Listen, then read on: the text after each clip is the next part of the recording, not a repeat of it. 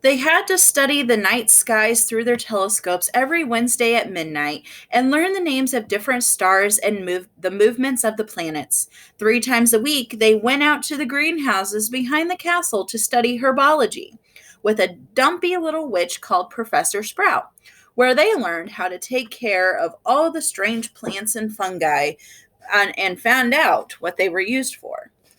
Easily, the most boring class was History of Magic, which was the only one taught by a ghost. Professor Binns had been very old indeed when he had fallen asleep in front of the staff room fire and got up the next morning to teach, leaving his body behind him. Binns droned on while they scribbled down names and dates and got Emmerich the Evil and Ulrich the Oddball mixed up. Professor Flitwick, the charms teacher, was a tiny little wizard who had to stand on a pile of books to see over his desk. At the start of their first class, he took the roll call, and when he reached Harry's name, he gave an excited squeak and toppled out of sight. Professor McGonagall was again different. Harry had been quite right to think she wasn't a teacher to cross. Strict and clever, she gave them a talking to the moment they sat down in her first class. Transfiguration is some of the most complex and dangerous magic you will learn at Hogwarts, she said. Anyone messing around in my class will leave and not come back. You have been warned. Then she changed her desk into a pig and back again. They were all very impressed and couldn't wait to get started, but soon realized they weren't going to be changing the furniture into animals for a long time. For taking a lot of complicated notes, they were each given a match and started trying to turn it into a needle. By the end of the lesson, only Hermione Granger had made any difference to her match. Professor McGonagall showed the class how it had gone, all silver and pointy, and gave Hermione a rare smile. The class everyone had really been looking forward to was Defense Against the Dark Arts, but Quirrell's lessons turned out to be a bit of a joke. His classroom smelled strongly of garlic, which everyone said was to ward off a vampire he had met in Romania and was afraid would be coming back to get him one of these days. His turban, he told them, had been given to him by an African prince as a thank you for getting rid of a troublesome zombie, but they weren't sure they believed his story. For one thing, when Seamus Finnegan asked eagerly to hear how Quirrell had fought off the zombie, Quirrell went pink and started talking about the weather. For another, they had noticed that a funny smell hung around the turban, and the Weasley twins insisted that it was stuffed full of garlic as well, so that Quirrell was protected wherever he went.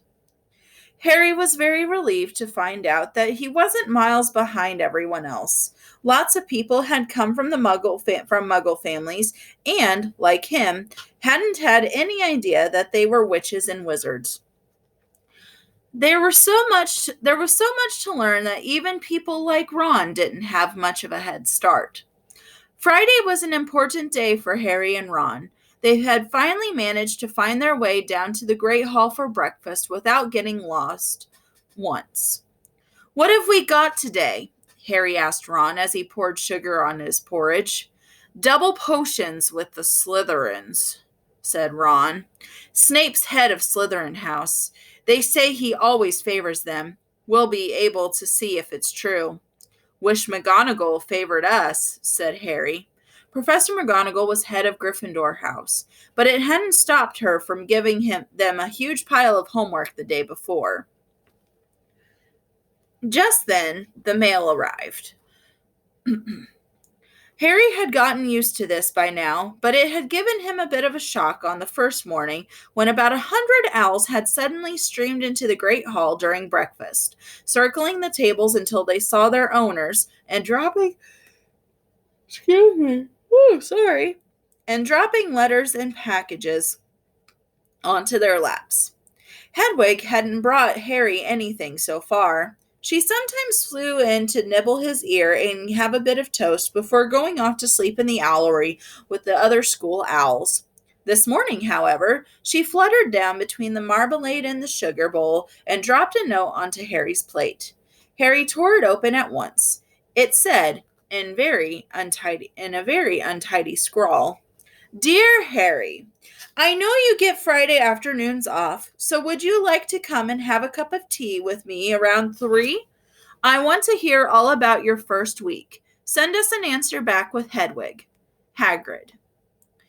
Harry borrowed Ron's quill, scribbled "Yes, please, see you later" on the back of the note, and then sent Hedwig off again. It was lucky that Harry had tea with Hagrid to look forward to, because the potions lesson turned out to be the worst thing that had happened to him so far. At the start of term banquet, Harry had gotten the idea that Professor Snape disliked him. By the end of the potions lesson, he knew he had been wrong. Snape didn't dislike Harry. He hated him. Potions lessons took place down in one of the dungeons. It was colder here than up in the main castle, and would have been quite creepy enough without the pickled animals floating in jars all around the walls. Snape, like Flitwick, started the class by taking the roll call, and like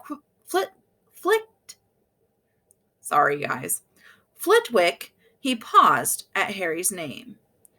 "Ah, yes," he said softly. "Harry Potter, our new celebrity." Draco Malfoy and his friends Crabbe and Goyle sniggered behind their hands.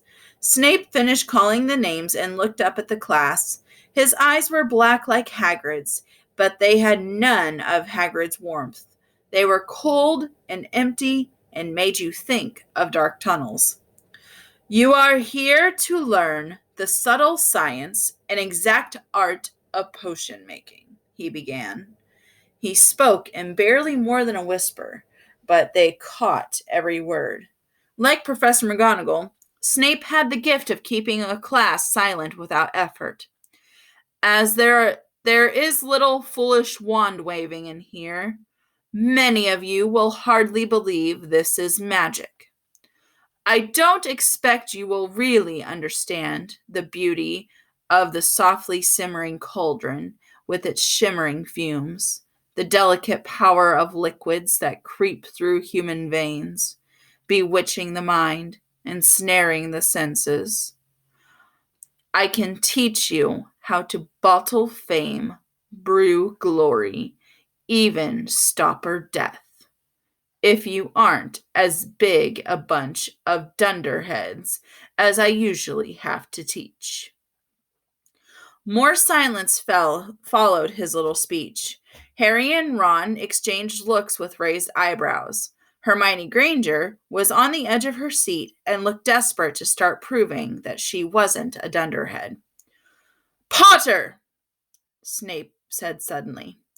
"What would I get if I added powdered root of asphodel to an infusion of wormwood?" "Powdered root of what to an infusion of what?" Harry glanced at Ron, who looked as stumped as he was. Hermione's hand had shot up into the air. "I don't know, sir," said Harry. Snape's lips curled into a sneer. "Tut, tut. Fame, clearly, isn't everything." He ignored Hermione's hand. "Let's try again.